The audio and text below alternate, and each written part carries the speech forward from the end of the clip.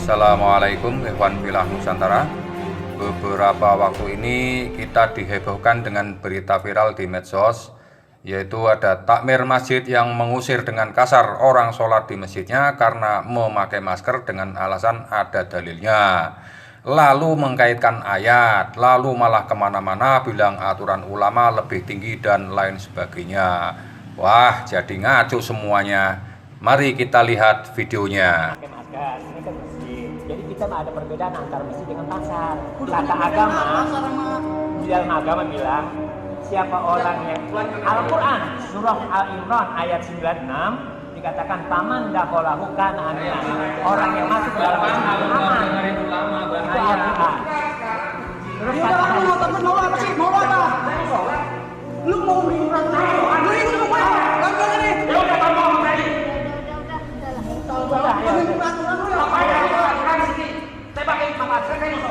Pemerintah pengaturan, ulama itu pengaturan. Lu itu sekarang itu pemerintah. Kagak bisa. Ulama lebih tinggi daripada pemerintah. Pernah nggak ulama marah? Pernah nggak ulama yang marah? Saya mau bilang, saya tidak marah dan ulama saya masuk masjid. Betul. Rumah Allah ada aturannya. Aturan saya nggak di masjid, saya dipakai masker. Itu pemerintah. Itu pemerintah. Kalau itu berarti nanti saya akan bilang kalau memang masuk masjid dilarang pakai masker. Betul. Kan gitu ya? Betul. Kan ada dalilnya. Yang nyuruh nggak boleh sholat siapa? Saya nyuruh. Ini maskernya, maksudnya maskernya. Masker. Jangan pakai masker. Kalau mau keluar dari sini lu. Tapi bisa saya. Lah iya. Karena kita tahu itu peraturan. Kalau mau apa? Apa lu? Kalau mau apa? Apa lu? Mau lu apa ngurusin? Lu sekarang apa bisa aku? Dia mau apa? Oh Allah, malu kita nontonnya videonya ini. Oh Allah, masih saja ada umatmu yang begitu jahiliyah dalam ilmu Islamnya. Ini contoh umat Islam yang bebal dalam memahami ajaran Islam. Inilah akibat main telan dari dakwah-dakwah yang ilmunya hanya sebatas terjemahan dalil-dalil mentah saja. Ini seharusnya bersyukur ada umat yang mau datang ke masjid untuk ikut sholat jamaah. Ini malah diusir hanya karena pakai masker. Lawang di Arab Saudi saja di Mekah sholatnya pakai maskeran semua. Hadeh. Sobat pemirsa, orang-orang takmir masjid yang mengusir jamaah yang sholat pakai masker itu mengkaitkan dengan dalil Quran surat Ali Imran 96. Wah, itu nggak nyambung sama sekali. Mengapa? Karena ayat Ali Imran 96 nggak begitu bunyinya. Silakan periksa sendiri bunyi ayatnya ini. Sesungguhnya rumah yang mula-mula dibangun untuk tempat beribadat manusia ialah Baitullah yang di Mekah. Nah, sebenarnya ayat yang dimaksud itu surah Ali Imran 97. Silakan periksa sendiri. Ini pun nggak nyambung juga sebab ini ayat tentang ibadah haji. Wah, kacau ini kalau ada orang berfatwa Islam tapi minus wawasan Islam. Nah, Sobat Nusantara, sebenarnya bagaimana sih hukumnya orang sholat pakai masker? Mari kita cari tahu dengan ilmu pengetahuan yang meluas. Pertama yang harus diketahui bahwa tidak ada dalam Al-Quran maupun hadis yang melarang penggunaan masker dalam sholat. Nah, ini kalau mau saklek-saklekan dalil. Untuk urusan tata cara sholat, rukun dan sahnya sholat, semua itu dirincikan dalam ilmu fikih. Oleh karena itu, kalau ada orang yang keluar-keluar dakwah mengatakan kita harus kembali ke Al-Quran dan hadis, kita harus kembali ke as-sunnah, kita harus memurnikan Islam dan sebagainya, sunnah yang mana, murni yang seperti apa, maka nggak sepragmatis itu. Jangan main telan, jangan main manggut-manggut saja. Pada pengajian sesi lain kita tahu bahwa kita umat Islam ini tidak dapat menjalankan atau mengaplikasikan agama Islam itu hanya dengan modal Al-Quran dan hadis saja. Sebab masih ada parameter ilmu fikih. Tanpa ilmu fikih maka umat Islam tidak dapat menjalankan agama Islam dengan baik dan benar. Untuk rincian dan penjelasan lengkapnya silakan tonton video-video hikmah lainnya dari channel ini. Kembali ke bahasan tentang hukumnya sholat menggunakan masker. Untuk itu kita harus tahu dulu hadis pokok tentang sholat sebagai berikut.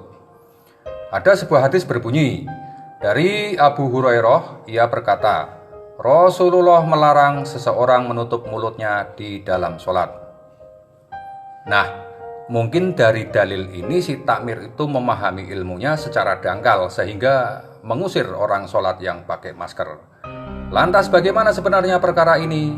Maka sobat, ternyata ada turunan hadis lain dari Rasulullah Shallallahu Alaihi Wasallam, yaitu dari Abu Sa'id Al-Khudri radhiyallahu an, Nabi Shallallahu Alaihi Wasallam bersabda, jika kalian menguap maka tutuplah mulutnya dengan tangannya karena setan akan masuk.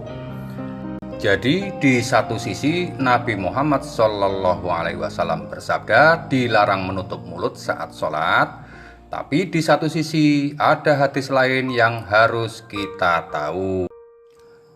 Apa hakikatnya? Yaitu di satu sisi ada larangan, tapi di satu sisi ada toleransi atau pengecualian. Pertanyaannya adalah kapan dan bagaimana toleransi atau pengecualian itu bisa diterapkan?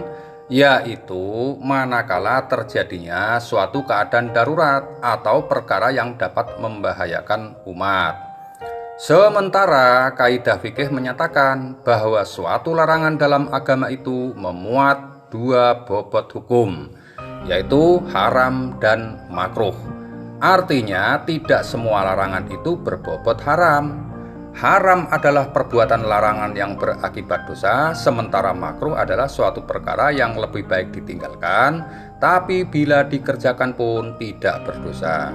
Nah, hukum makruh itu ada dua jenis, yaitu makruh karohah tanzih atau makruh yang tidak berpotensi dosa, dan makruh karohah tahrim, makruh yang berpotensi dosa. Dalam kaitan sholat menggunakan masker karena sedang terjadinya wabah penyakit yang mematikan, maka protokol kesehatan dan pencegahan COVID-19 yaitu akronim 3M, memakai masker, mencuci tangan, dan menjaga jarak, adalah hasil ijtihad dari para alim ulama, ahli epidemiologis, ahli medis lainnya yang berbobot sebagai ijma atau konsensus, yang merupakan bagian dari kaidah fikih bagi umat Islam untuk bisa menerapkannya tanpa melanggar syariat Islam.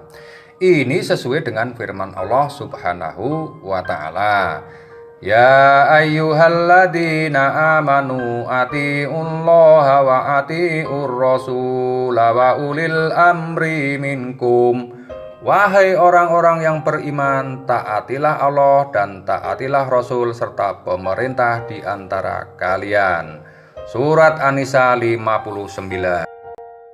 Kesimpulan dan intisari dari kaidah-kaidah tersebut di atas, maka penggunaan masker dalam fikih sebagai berikut.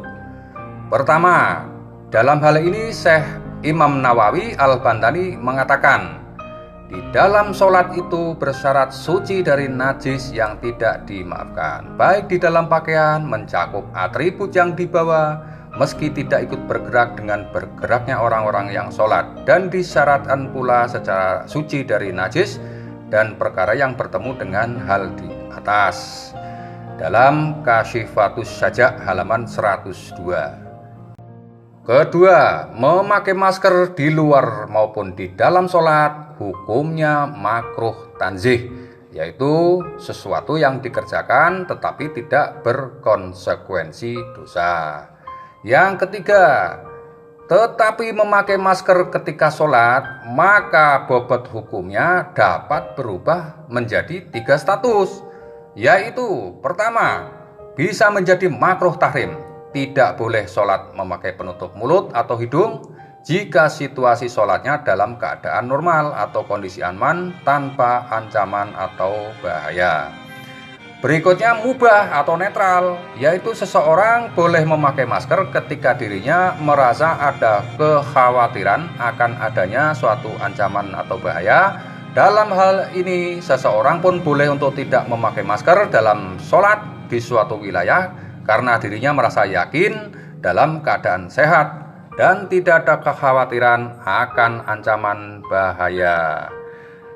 Yang ketiga, wajib yaitu suatu hukum yang tidak hanya makruh, tetapi menjadi wajib memakai masker dalam sholat dalam suatu wilayah tertentu yang nyata-nyata ada ancaman penyakit atau bahaya yang sedang terjadi. Dalam hal ini yang punya otoritas adalah pemerintah setempat yang menerapkannya dengan melalui ijtima' konsensus secara nasional. Dalam hal ini otoritasnya pada MUI dan umatnya wajib untuk patuh. Jadi nggak bisa sembarangan setiap orang atau pengurus masjid bebas menentukan aturan hukum dan syariat dan lain-lainnya. Itu ada otoritasnya. Maka tentang penerapan masker baik di dalam maupun di luar sholat, semuanya itu adalah syariat Islam yang kaidah-kaidahnya dirincikan dalam ilmu fikih yang disebut al-qawaid al-fiqhiyah. Semua ada dasarnya, ada dalilnya, ada kaidahnya, yaitulah yang disebut maqasid asy-syariah. Kaidah-kaidah fikih itu sebagai berikut. La dororu wala diror. Tidak boleh membahayakan diri sendiri dan orang lain. Hadis riwayat Ibnu Majah. Ad-dororu yudfa biqadril imkan. Bahaya harus dicegah sedini mungkin. Lalu ad-dororu yuzalu. Bahaya harus dihilangkan. Kemudian ad-daf'u aqwa minar rofi. Mencegah lebih baik dari menghilangkan atau mengobati. Kemudian lainnya mencegah kerusakan didahulukan dibanding menarik manfaat. Kemudian situasi darurat dapat membolehkan apa yang dilarang.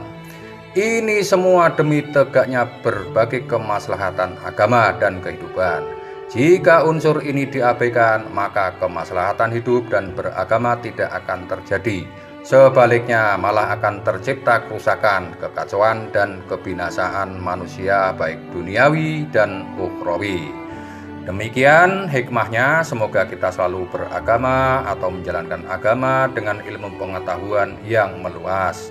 Jangan sampai kita dikenal sebagai muslim, sok membela Islam, sok menerapkan dalil, sok sunnah, tetapi dangkal dalam hal pemahaman dan sembarangan dalam bertindak dan bersikap. Maka mari selalu menambah wawasan agar tampil menjadi muslim yang cerdas, bijak, dan santun.